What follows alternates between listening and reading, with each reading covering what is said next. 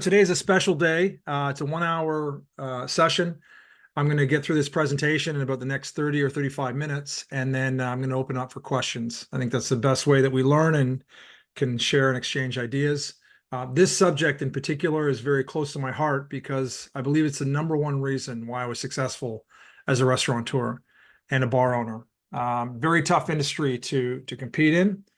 Before we get into it, though, I would love to know where you are. If you want to put in the chat your city and country you're calling in from today. I always love to see how far we can reach around the world here. So let's start out with some cheery news. We've all chosen to work in an industry that has a failure rate of 80% within 5 years. Astronomical, scary for a lot of people. For me, it's a reason I stayed in the industry. I knew this when I was in my early 20s. I had great mentors that said, there's wonderful opportunities in an industry with a high failure rate if you understand why the 10 or 20% are succeeding, and you can replicate that success. And that's what I did, and that's what I'm going to show you guys how to do today. But looking more broadly, now this is just for the States, but it's similar to a lot of countries in the Western world. Business in general is very tough, right? 20% of new businesses fail in the first 2 years. 45 in 5 years. So our industry is double that, but it's still high. Half of people fail within 5 years and 65% within 10 years. But there's something interesting when you dig a little bit deeper, that only 10% of franchise businesses fail. So why is that? I got an intimate education in this when I became a franchisor myself. A company that I just sold about a year and a half ago called Barmetrics was a company that we franchised in 8 countries. And here's why franchise businesses have such a low failure rate and why yours could too. 3 reasons. And one is rigorous franchisee selection. So for you, that's going to be rigorous staff selection, right? It's not about hiring the best people. It's about hiring the right people to deliver your brand of hospitality. Number 2, they have a thorough onboarding process. I mean, meticulous, step by step, every variable. They're not trying to get anything done in a rush. They want to make sure that you are ready, capable, and competent to deliver. And then thirdly, when you fall below certain standards, there's a lot of measurements. You have to do mandatory retraining, and you don't want to do that. And you keep failing, you lose your franchise, right? That's how it works. And these are 3 things that we can replicate inside of our bars and restaurants. So Charles Keating said that a problem well stated is a problem half solved. And I really believe that. So let's look at the challenges that we're going to solve today. And there's 3 that I want to point out. So 3 quick things to point out here. Number 1, whenever I start working with a new client, I really look to see what stage that team is at, right? And there's a really cool model for this called the Tuckman model. So here are the 5 stages, and your team is in one of these stages right now, and maybe straddling between 2 of them, but it's really handy to pick. So are you forming? Are you storming? Are you norming? Is the business starting to take some normalcy? Are you performing or adjourning, right? These are 5 very specific phases of business. What I find is that most bars and restaurants, 8 out of 10, never get past the storming phase. In fact, they fall into this cycle of, constantly going between forming and storming. Reasons for that is they get a business open. The managing partner is the glue. He or she's the person that understands the hospitality strategy better than everyone else and demonstrates it on a daily basis. And then as they get tired and start to step back, they go into this cycle, forming and storming. Hire a new manager. Manager's in for 6 months. They get frustrated, turn someone over, and around they go. So what we're going to talk about today is how to get from one stage to the next, and specifically to get into norming and then to get into performing. In order to do that, we have to have clear roles and responsibilities, agreement and consensus, clear vision, focus on goals. You have to be able to delegate, right? So how do you do that in the bar and restaurant space when there's so many variables? I'm going to show you how to keep it simple. And I want you guys to remember that, your team isn't going to rise to the level of your expectations. They're going to fall to the level of training. Right. So I was asked as a young restaurant operator when I opened up my second place, and I really started to struggle because I was split between 2. And I was asked how confident I was in my selection of staff and my onboarding system? Would I get up at a trade show and present in front of 300 people? And the answer at that time was hell no. I was kind of winging it. I didn't have a formal system in place that was solid and really boosted our odds. So that takes us to B. And really knowing why customers become regulars, right? That is the essence of the game, right? We're going to burn through our market if we just keep churning over first-time guests and if they don't come back. So when I work with staff, I say to them, listen, if you think about it in simple terms, if a guest is buying a pint of beer or a cocktail or a glass of wine or a plate of food, they know 1/3 of that's the product, right? It costs something to land this product here, to stock it in the fridge, and to serve it on a bar. They also know that they're not at home. They're going to pay to be in your venue, $1 million fit out, all of those sorts of things. But the third, and in my experience, the most important is hospitality. And why I say that is I've looked at the books of thousands of businesses that aren't great at product. The venues aren't exactly up to modern day standards, but they have great hospitality and they're doing well. Now, if they bring the other two up, they're going to do better. But I've also been to places that have incredible product, beautiful venues, poor hospitality, and they're failing, right? So it is so critical to your business. I believe that customers just expect you to have quality products, right? You have a commercial kitchen, trained cooks, you should be able to put out food. Same for your bar program. And yeah, your environment should be comfortable and safe and beautiful, right? Those are just expectations. But it's hospitality that wins repeat business. So we have to find the system that's going to take that up. I read this book after after I sold my restaurant group. Now, luckily, when I had it, I was very invested in delivering remarkable hospitality and in what that meant to us. But what I love about this book and why I recommend that you all pick up a copy is that it really takes the intangible aspect of hospitality and makes it tangible. And that's done using an NPS score, a net promoter score. Some of the best guest services businesses in the world, Ritz-Carlton, Harley Davidson, all these businesses that really care about taking care of their customers use a net promoter score, and you can too. It's free and it's easy to do.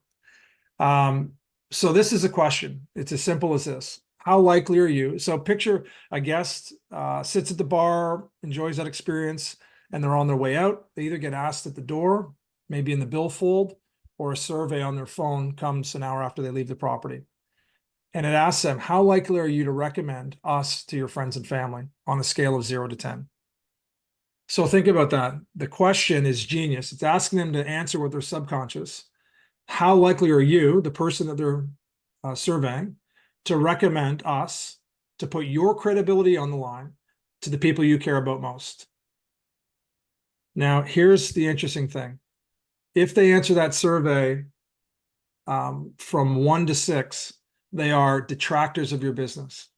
I used to think 6 out of 10 was a pretty good score. A 6 out of 10 would steer people away from your business and give them another suggestion as to where to go have lunch or a cocktail after work.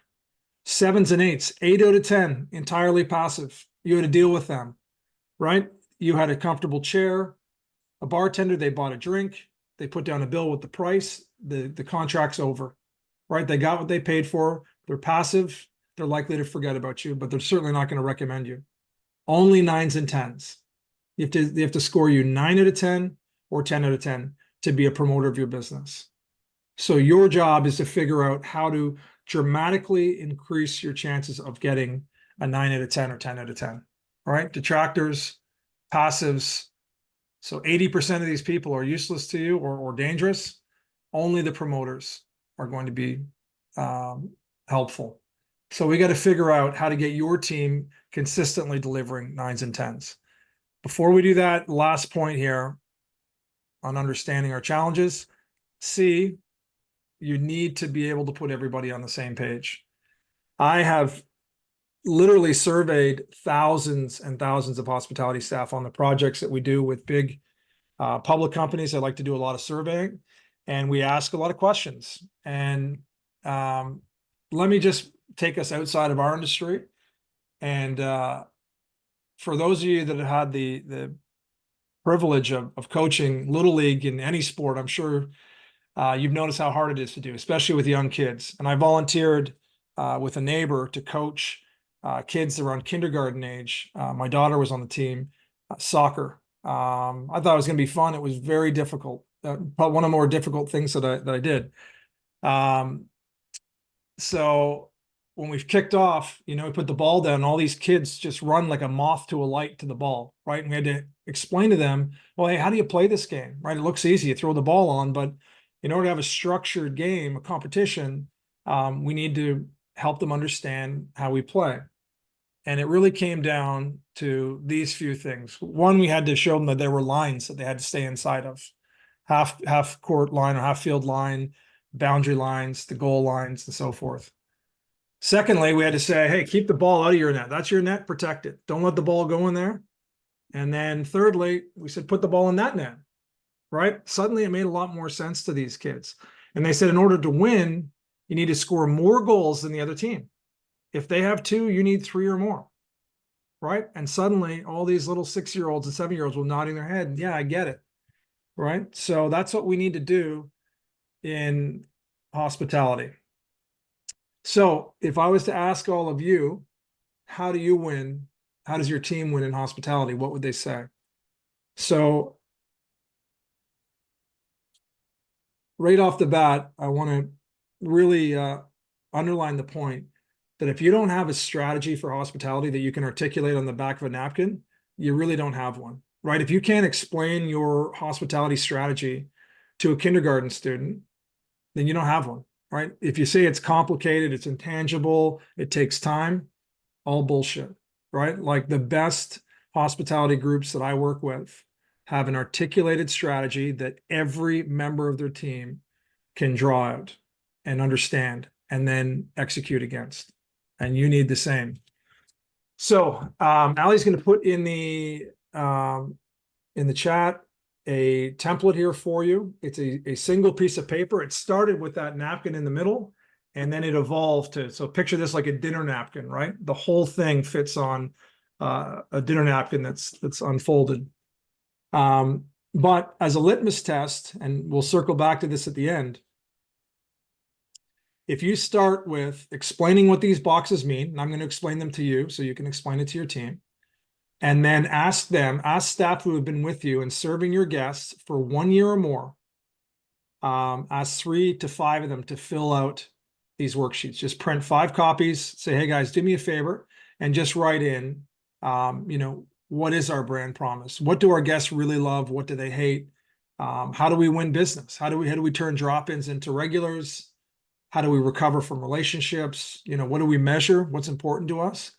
A lot of owners and senior managers had to be seated when they looked at the results, because it's frightening. You find out that, what's in your head is not in their head. And that's what really matters, right? Your customers don't interact with senior managers or with owners. They interact with your team, and your team determines the value of your business. So let's start with the soccer explanation. If I'm talking to my servers, my bartenders, the people that are dealing with my guests and handling cash and making critical decisions for me, I want to make it really clear what the top 3 things are that I want them to do with us. So again, back of a beverage napkin, we'd be able to write down and say, number 1 is with my team, I said, listen, when people come in the door, I want you to rate their energy, right? If it's a group of 4, are they like a 5 out of 10, kind of indifferent? They look a little bit sad and exhausted, maybe 3 out of 10. Seem kind of jovial, maybe they're 7 out of 10. Maybe they're coming in to celebrate a promotion or something. Maybe they're 8 out of 10. But we'd rate that energy, mirror that with the guest, and then look to bring them 2 levels up, right? That's what we did. That's how we made them smile. Ask great questions, read body language, rate, and bring them 2 levels up. Second thing, though, was that I asked them to encourage an optimal spend, not the maximum spend, right? I don't like being pressed on a $400 bottle of wine when an $80 bottle might be sufficient, right? So everyone's looking for value for money, but be a good steward of the experience. Make sure you are representing our offer. You know, if somebody comes in and they're a foodie and we've got some really cool, unique things, make sure you explain them. If somebody seems to be really into whiskey or tequila, share your knowledge, take them on a journey of what we have, move from here to here. I love watching people cross sell and someone said, hey, I can get you that. Or we have something very similar, but it's local, it's special for these two reasons. And then people try that, it's the same price, and we win, you know, we win trust with that guest, and we win loyalty with them.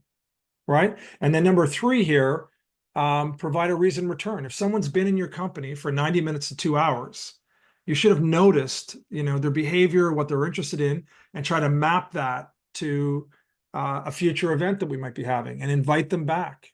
At very least, chivalry is a good reason to return, right? Be kind and generous and grateful, right? And if you look at this and what I'm asking my team to do, operations, sales, and marketing, right? Not just making cocktails or, you know, just being on the bar. I want you to help deliver operations at a level of excellence. I want you to be a top performing salesperson. I'm going to show you how to do that. And it'll be a life skill that you'll use elsewhere. And then I'm going to show you how to market, right? All three of these are life skills. And the cool thing is you're giving people an opportunity to learn and practice hundreds and then thousands of times, right? 3 of 4 of my kids work in the hospitality industry, and the fourth doesn't because she's a year too young, but 3 of 4 do, because I want them to learn these 3 things here and to gain the confidence and to fail over and over again and to get up from it and to keep going, right? Until it becomes second nature, to put a smile on someone's face, to be a great steward of their experience, and to provide a reason to return, right? We teach our staff these things and reward them and keep showing them ways to take it to the next level, and your business will definitely win. So they say, okay, Sean, that's cool. I got it. You want me to do those 3 things? How do we do those 3 things? The way I do them might be different than how you do them, but it's important that it's documented and then built into your induction program. So what that looks like for me or for one of my restaurants at the time, and when I had 8 restaurants, these were all slightly different, right? They just were, depending on the style of the business. But for example, you know, how do you make someone feel important? So we had courseware around making another human being feel important, right? We all want to feel important. How do you go to your way to be helpful? What are the 10 things a bartender can do at your place to just go above and beyond a little bit, right? And what are the unique experience for that constituency, right? Is it a new guest, a first-time guest? Is it a semi-regular or is it a regular? And then provide an experience based on that. We did the same with teaching them how to sell with dignity, right? We're all in sales. We're all selling something.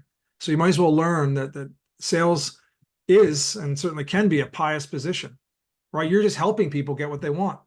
And you're matching up and you're taking them maybe 15 to 30% outside their comfort zone to get them to try something new, make it safe, right? And then providing a reason to return. Could be an alternative experience, an upcoming event, or you, right? They just loved being here. They love being connected. They love that you connected them to another regular. So just be specific with how these things get done. Okay. Next on this page, we all know that we do not work in ideal circumstances. In fact, our industry is one of the most difficult industries in the world to work in. Just think about a bartender, you know, often very little training, minimum wage. Hopefully you make some tips if you're in that sort of market. You know, customers are fickle. You don't really know what they want. There's no contracts with them. They just come and go as they like. And to make it more difficult, we're going to turn the lights down, make it dark, crank the music up, and people are going to get intoxicated. And you got to read them and figure them out and take them to the next level, right? It's not easy to do. But for your brand of hospitality, you need to make really clear what your priorities are, right? So for me, when I look at hospitality, what the priorities were, was just for one of my bars. During peak hours, speed was everything. We became known as a place that even if it's packed, you can get a drink within a couple minutes, right? We just crank through gas. Quality was very important, but less so than speed. And what I mean by that, we never put anything on the bar we weren't proud of. But, you know, if a garnish was cut a little bit properly, we're not going to throw the whole thing out and start over again. So we wanted to make sure that, we had a good product on the bar, but speed was just a little bit more. And then third was hospitality. And by that, I mean less interaction with the guest. This was only a couple hours at a time. And then when we got into off peak, we made clear that hospitality is number one, quality is number two, speed's number three. So whatever it is for your business, telling your staff to do their best is a bad idea. Ask your staff to follow best practice, right? That's what we all want to do. You study your business, you see what works, help new people understand what works. We're going to move to the left side of the page now. And to be honest, I thought these next three boxes were bullshit, corporate nonsense. It turns out that it's so important. Purpose of your business. Ask yourself, why does the world need your restaurant to exist? Or why does the world need your bar to exist? Now, not why does it need all bars? Why does it need yours in particular? So for me, the question, I wasn't a foodie. I wasn't that big into cocktails. I like music, but, so for me, I felt like a misfit growing up. School was a challenging place for me. I was a backpacker. I felt like I was always the person not fitting in. And then I got into the restaurant business and I found a stage where I could be excellent at something. And I wanted to build that stage for other people, where other misfits, fellow misfits, can step into their potential and deliver world-class hospitality. And I could teach them how to do that. And in the end, I found 396 misfits when I sold my company. And that's what we did. We had a chance to be excellent at something. Our brand promise was really simple. I wanted to take a shot with every person that walked through the door at delivering remarkable hospitality. Those two words have a certain meaning to me and my team. Remarkable is, as it sounds, it's worthy of remark long after the experience, right? So it's memorable, it's interesting, it's different. And I really focused on our core constituencies. My business wasn't for everyone, right? And when I came into this industry, I worked for Hard Rock Cafe. And Isaac Tagritz once said in a speech that he said, if we execute our brand of hospitality at a level of excellence, 20% of people will absolutely love it and become raving fans. 60% of people will really appreciate it and be, regular customers. And 20% of people will hate it. And he says, man, I love those numbers, right? We focus on that 20% of raving fans. And we built a business knowing that we're not for everybody. And what does hospitality mean? We've surveyed, 2,500 staff, and there's a lot of, even inside of one business, we could ask 5 people and get 5 different versions of what hospitality is. So to me, hospitality refers to how a customer feels about themselves while they're in my business, right? While they're interacting with us. Do they feel special, seen, important, like one of us?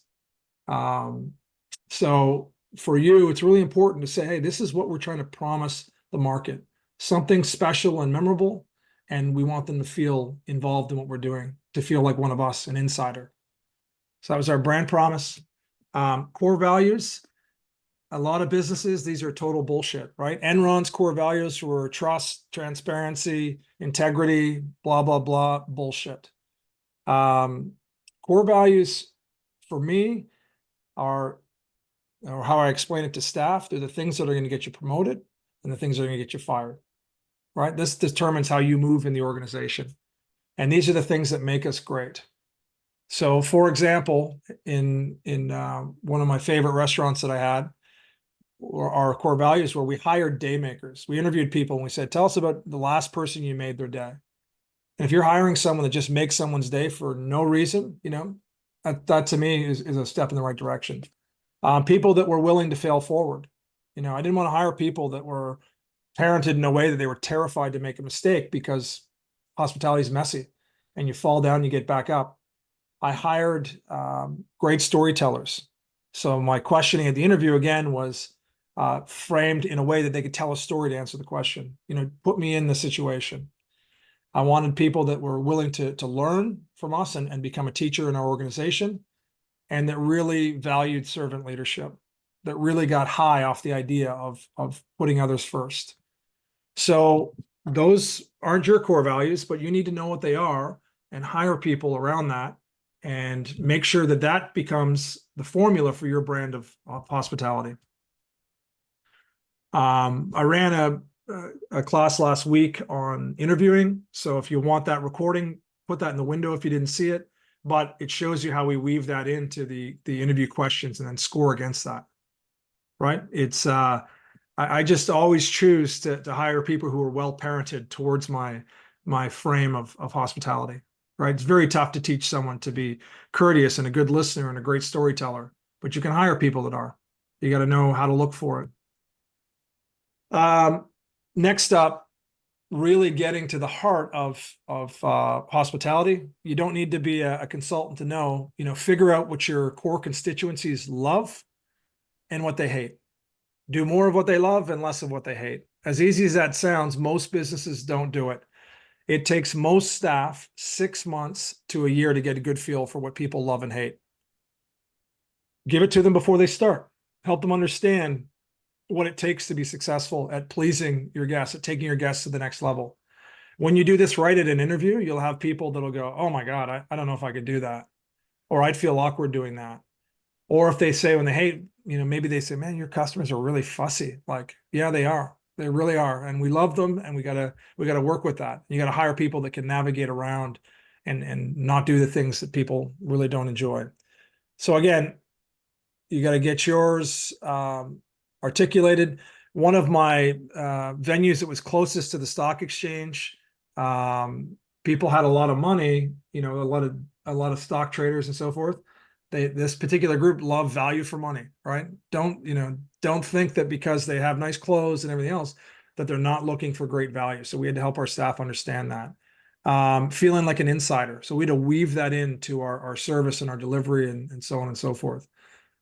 Things that they hated was the lack of manners, insincere apologies, having to tell us when things are late or wrong, right? They like a proactive approach to things. So make sure that you guys get that down. Number 5 is as important as anything on here. I hope it doesn't surprise you that a lot of younger people aren't good at delivering bad news or recovering when they make a mistake, right? We're hiring 22-year-olds, 32-year-olds to be the face of the business and to be responsible for the relationships that we have with our guests. And then a lot of them, when they make a mistake, they will avoid the table, oh, I'll get the manager for you. 95% of issues in a restaurant should be handled by frontline staff. And in fact, they should judo flip those guests from being disappointed in what went wrong to being so impressed with how we handled it.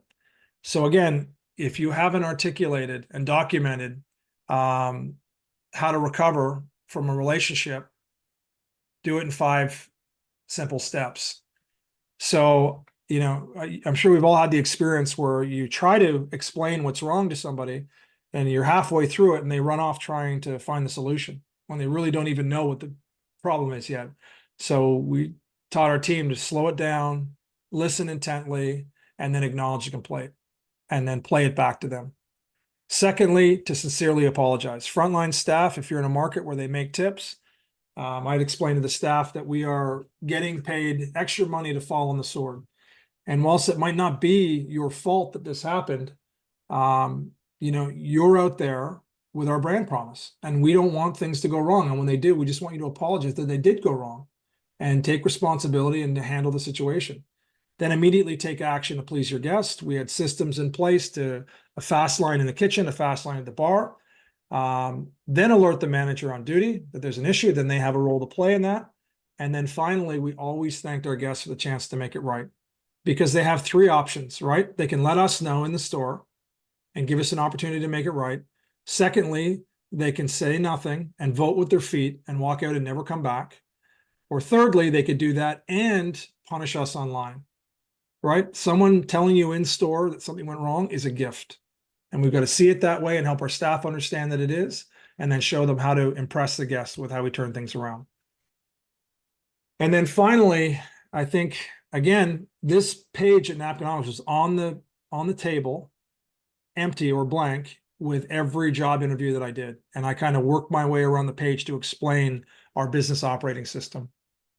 and see if it's resonating with them, right? If it's not, cool. We're not meant to work together. If it is, then we might have an opportunity. So the final piece of this is to measure what matters. When it comes to, what your business should be measuring right now, there are some differences depending on what stage you're at in which you're working. But most of my businesses, when it came to hospitality, I made sure to help my entire team understand that our team respects what we inspect, right? So if you're not inspecting your hospitality delivery on a regular basis, then you're really losing out. So there were 3 ways that I did this. Twice a week, I ran a mystery shopper into the business. And I'm going to drill down on this one in just a second. So I'll come back to number 1. The second thing is, I mentioned earlier, this Net Promoter Score. So we ran a sample every month. And for us, a meaningful sample size at most of my locations was 200. So we asked 200 people on a scale of 0 to 10, how likely are you to recommend your friends and family? Oh, and there's a second question that you can ask on that survey. What's the number 1 reason for your rating? And then you can take all the promoters and look at all that information.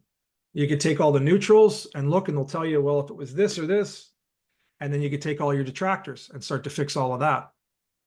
Okay, so that's your Net Promoter Score. And then your social aggregate. We looked at all the social sites. Now, I don't put as much stock into what people are saying online for a few reasons. Number 1, my hospitality formula was not for everyone. So if someone hated it, maybe there's a good reason for that, right? It's just not for them. Secondly, a lot of people that complain online a lot, right? They just like to complain, have their voice heard, so on and so forth. Some of it could be valid, some of it might not. And then the third reason is that, it's just not exactly an exact science where people are taking pot shots at you. So we scraped it. We took useful information from there, and we hope that, we're burying the negative comments with a ton of positive comments. But to me, the most important on running our business system was our mystery shopper.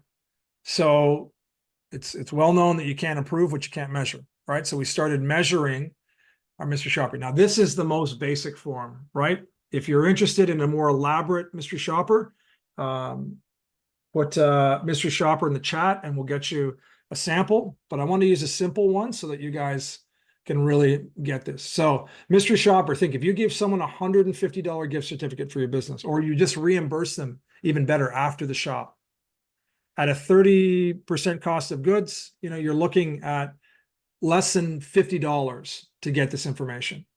And we did it twice a week at every store. And I did one for the bar and one for the restaurant in each of my locations.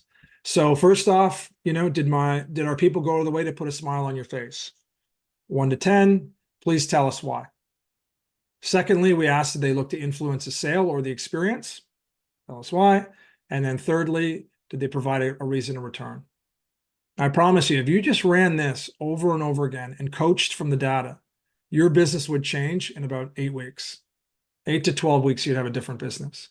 And the better you can map out each of these processes that I've told you, which is, a lot of the work that I do with clients, that takes 3 or 4 months.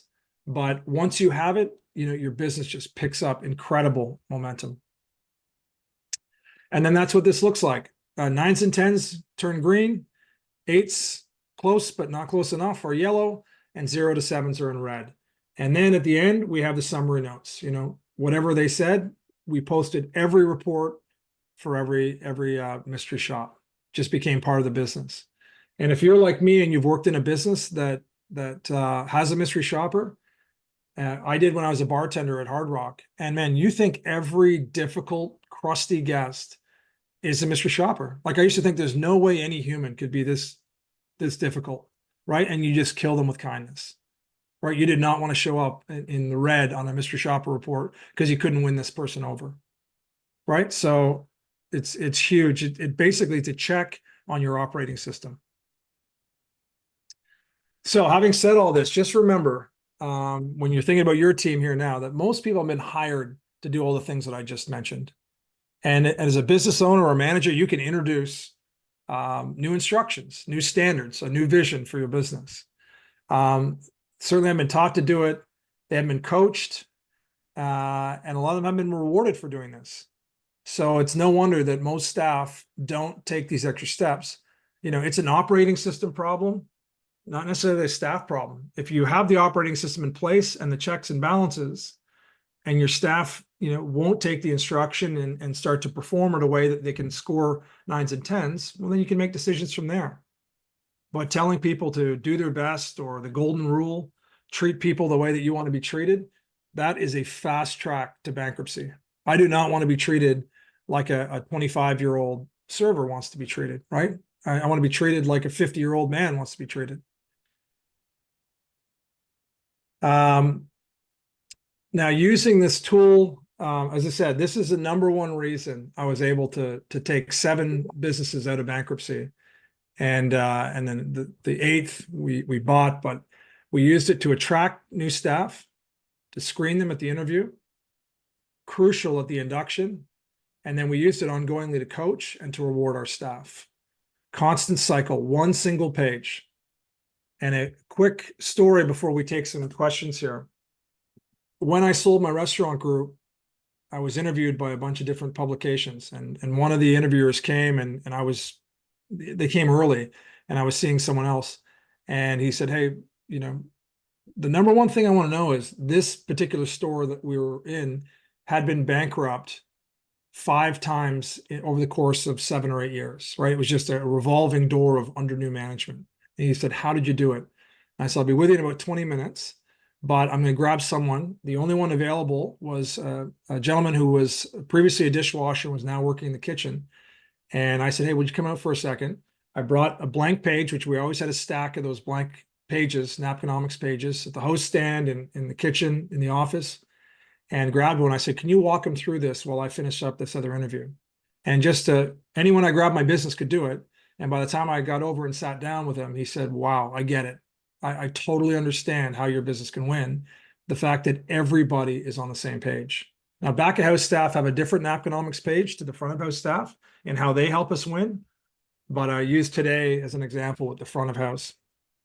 So in the chat box, you can put your questions in, and we've got about 20 minutes to answer. And I know that we had a few people from overseas that emailed in. The time zone didn't work out for them. So Ali, where do you want to start? Because we do. We have a couple questions from overseas, and then we've got Greg is asking, who do you get to be your secret shoppers, and does your management know, or just you? That's a good question. So I'm going to do a whole video on secret shopper programs, but to answer your question, I personally have never had any luck with mystery shopper companies. They're out there.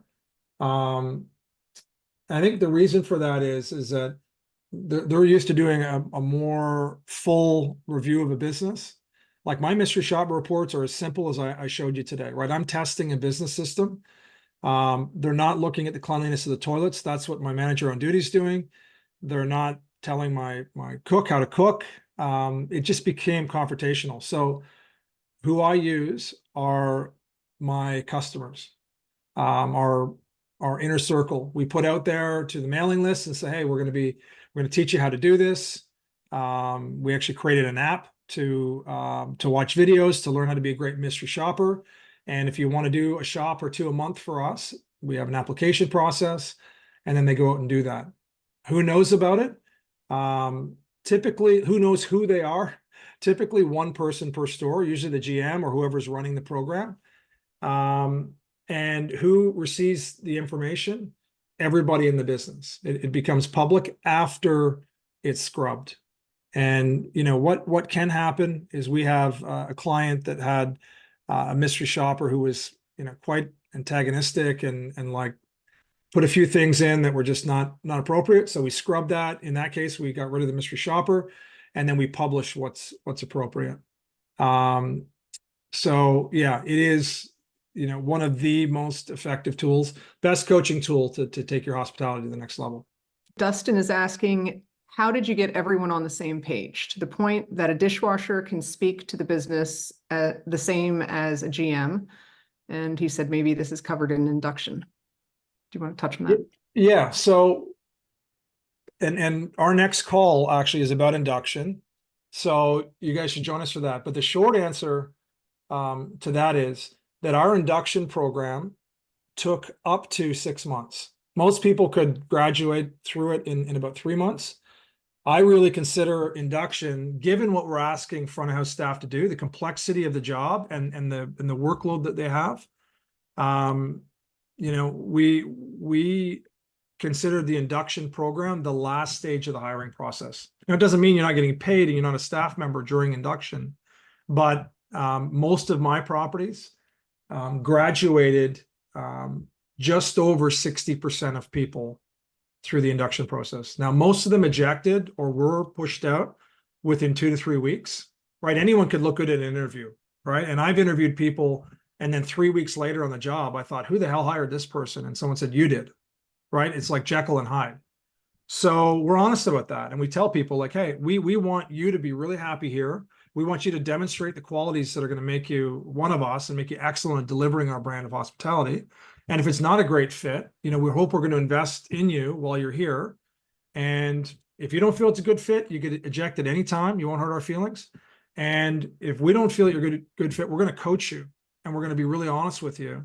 But you don't graduate into a full member of our team until you hit this point where you demonstrate these 8 competencies. And part of that is being able to fill out that Napkinomics page and put your own stories behind it, right? We learn through story. So sometimes they adopt other people's stories because they're just learning. But very soon they're going to have information and experience of their own. So that's how we handle that. And, if I went into one of my stores and asked a few people to fill this out and they couldn't do that, that's a real reflection on the leadership team. Like my team was not allowed to put people on the floor that couldn't represent our brand. Right? Think about how crazy that is. Why would we want someone on who doesn't know how to recover when they make a mistake, who doesn't know how to turn drop-ins into regulars, who doesn't know what values are what we're trying to abide by and make decisions through, right? So it's super important. Your induction program is the biggest indicator of your success and your profitability. So we'll talk more about that next week. David is asking to see a back of house example and asking for your input on best practices for introducing this to one's staff. Okay. So we'll send you a back of house example and best practice on introducing this to staff. So when you look at the page, I'm just going to scroll back while I'm talking here.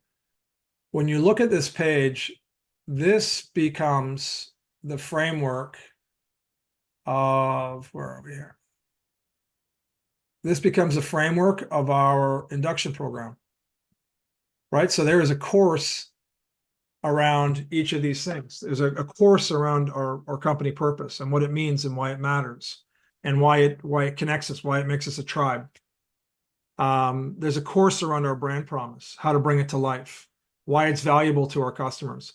And for example, with the stories, remarkable hospitality, we had a grapes farmer that lived about 2 hours outside of Sydney that would come into town every quarter to meet with people in town, the bank, and so on and so forth. And he sent us a letter once and he said, I used to go to 4 restaurants a year and now I come only to your restaurant, right? I love it. Everyone makes me feel great. It's special. There's always something different. And then he sent us a follow-up letter about 6 months or a year later, same guy. And we kept the first letter and the same guy. And he said, I came in and I was so disappointed. He'd always pay with $100 bill and he'd always eat by himself. But this time he ran into a friend and she came in with him. She had a few glasses of wine and this and that. His bill came to $99.20. I'll never forget. He put the $100 in the billfold and then sat on the table for about 20 minutes because his friend kept wanting to talk. Well, a member of my team had picked it up and gave him the feeling that she was discouraged or disappointed in what was left in that billfold. So he wrote us a tell like how ashamed he felt, the fact he only had $100 on him. There was a $20 bill for her in there, but said that he wasn't sure if he was going to come back again. Right? That is the opposite of remarkable hospitality. Right? So I showed those two letters to everyone who was starting, and I said, you make your money here in an aggregate over the course of a week or a month, and never treat, you don't know someone's situation, never treat someone away because they can't tip you. Right? So that's an example how we bring all this to life. Our core values, there's several courses around that. Love and hate, how to deliver, iron, like all of this is a framework, and it's all tied to stories. And the cool thing is that we assign captains for each of these things in the business. So our staff had a lot of online learning material. They had classroom material with us. And then they had a passport, an induction passport. And they had to go and work with the captains of these areas to hear these stories. And then we said, we're going to give you an opportunity to watch them, then to ask them, and then you're going to demonstrate in front of them that you can do these things. Right? So that's how we deliver. And only after you do that, you get signed off, you go through the material, then you're one of us, right? That you could deliver. And our standard was like, when I had these restaurants in Australia, my parents were in Canada. And to get from north of Toronto to where we were was about 30 hours. So I said, if my mother and father came, this was a litmus test. Like I would put out anyone who was a graduated staff member on the floor. I'd be proud of whoever was going to go and do that. And until they are at that point, we just had a distinction that customers couldn't see, but you were still training to get up to that level and working with our hospitality captains to get you there. All right. Amanda in Sydney asked, you actually touched on this earlier, but she's asking, how do you use Napkinomics in a job interview? Maybe you can share some more detail on that. Yeah. So, you know, my interview technique kind of follows this page, and it's in part why it's laid out this way. But you know, the purpose I mentioned to you guys. Again, I wasn't looking for everybody, right? Even with 8 restaurants, I only needed 400 staff in a city of millions of people. So for us, let me just go to that piece. I think I've gone by it. So for us, you know, I wanted to find kind of like-minded people, right? Like if I could find somebody that had felt like I felt, you know, felt like a bit of a misfit in their life.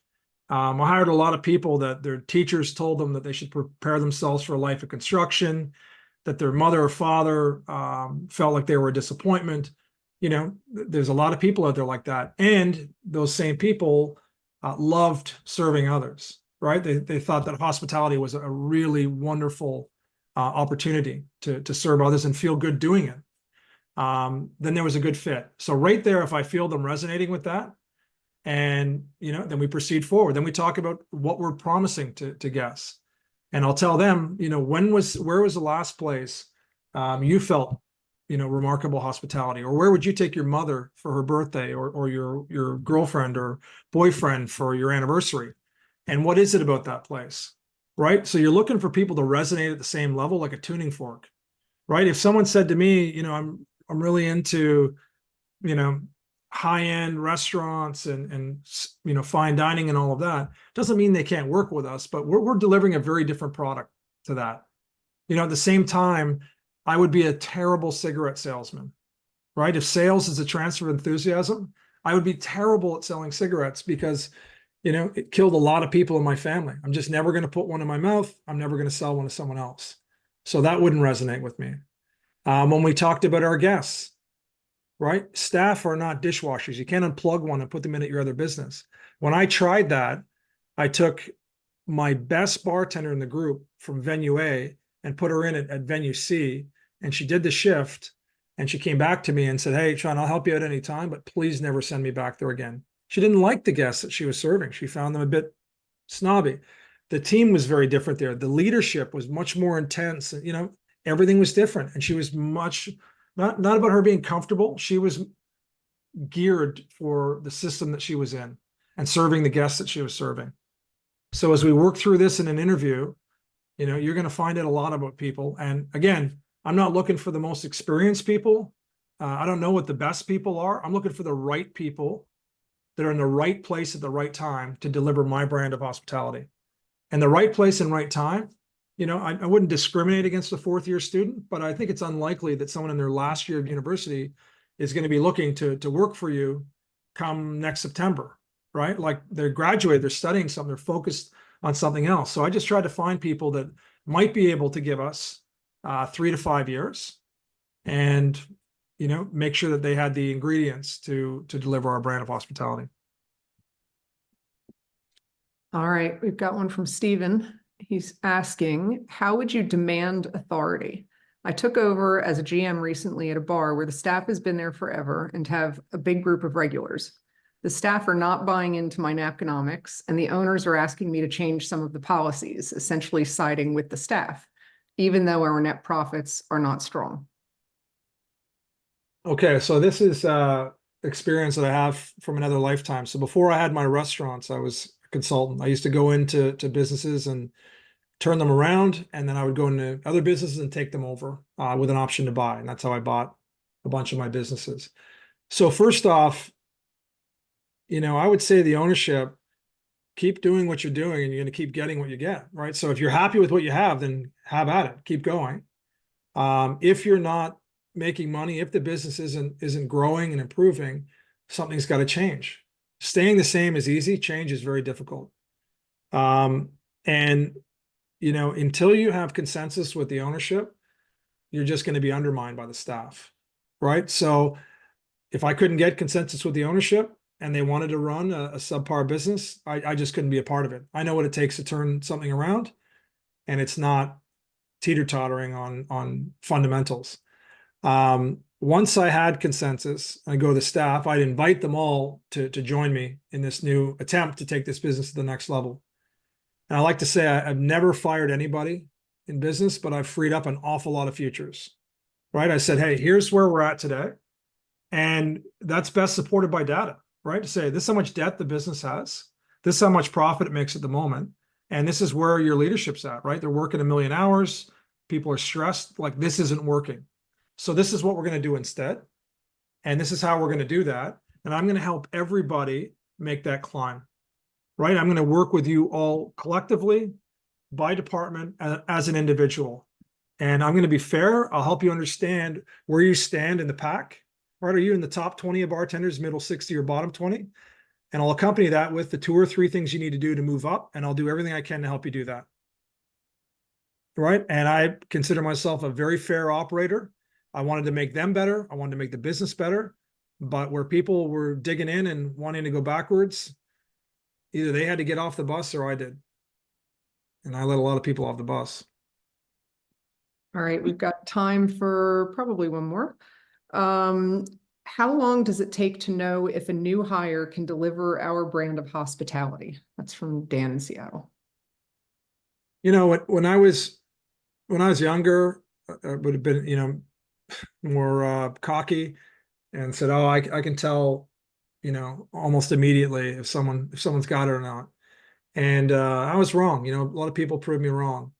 Some of my best bartenders, hosts in particular, and by the way, I think that hosts are the most underutilized position in our industry, right? Hosts were some of the most important people in my business. The director of first impression, director of last impression, reading body language, asking the right questions before people left, solving problems for them, helping them on with their night. They are integral to running a professional hospitality operation. But some of my best team members took 3, 4, 5, 6 months to hit their stride. And the reason for that wasn't that they were slow learners. The reason for that is that it's really hard to unlearn the old system that you've been taught, right? If you've worked for someone else or you've worked in the industry for 5 years or 10 years, and you've had positive reinforcement doing something a certain way, and then you're asked to do it differently, that's really hard to do. And it takes great coaching and a patient coach working with you and encouraging you to make those changes. Now, having said that, when people are definitely not a good fit, that's pretty obvious. As I say, maybe not at the interview, but no one can fake it for 10 shifts, right? The real you comes out. So I'd encourage you to be honest with people. Like people have criticized me in the past for saying, man, you let go of a lot of people. Here's my belief. I want to surround myself with A players. And I know that A players will not work with C players. They just won't work with clowns. Or they say you can't soar like an eagle when you're surrounded by turkeys, right? And if you were a B player, my job was to get you up into that A group, right? And I let go of a lot of C players who we had invested in and they just couldn't make the jump up into the B group. And they went on to be excellent down the street and much happier. They made more money. On that team, they were an A player, right? We had very high standards and a very competitive team. And I don't think it's fair to keep people in a job where they're a C player, right? For an extended period of time. Absolutely invest in them. And I'll give you 3 months, 6 months. But if you're still, struggling and not making the cut, and I think you're ripping off your customers, putting a C player in front of them, right? Like who wants to save their money, go out, take their family out to dinner and have to deal with a C player? If your brand promises we put C players in front of you, you're all set. But for the rest of us, when we're trying to strive for something more, you owe it to your customers to field an excellent team and to invest in them. All right, we are 1 minute away from the end. We've got one more question. This is from John Hogan in downtown Annapolis. Oh, John Hogan. He says, people learn in different ways, audio, visual combinations of such. What is your strategy when you identify a potential candidate who simply does not learn the way that you do, or at your strength of learning? So that's a great question. I am somebody who benefited as much as anybody that I know from a kind and patient teacher. So I have dyslexia. Nothing, gets out of my head and gets onto a page without a struggle, and it's all backwards and everything else. I learned to read above a third grade level when I was 20 years old. But when I was 13 and 14 years old, my boss at a truck stop was teaching me how to read a spreadsheet and a P&L. And when I was 15, he taught me how to do full inventory for a restaurant. I went on to found and run one of the biggest inventory control companies in our industry. So that's what great teachers can do. You got to meet people where they're at. And now today, you guys have an opportunity that is just unbelievable.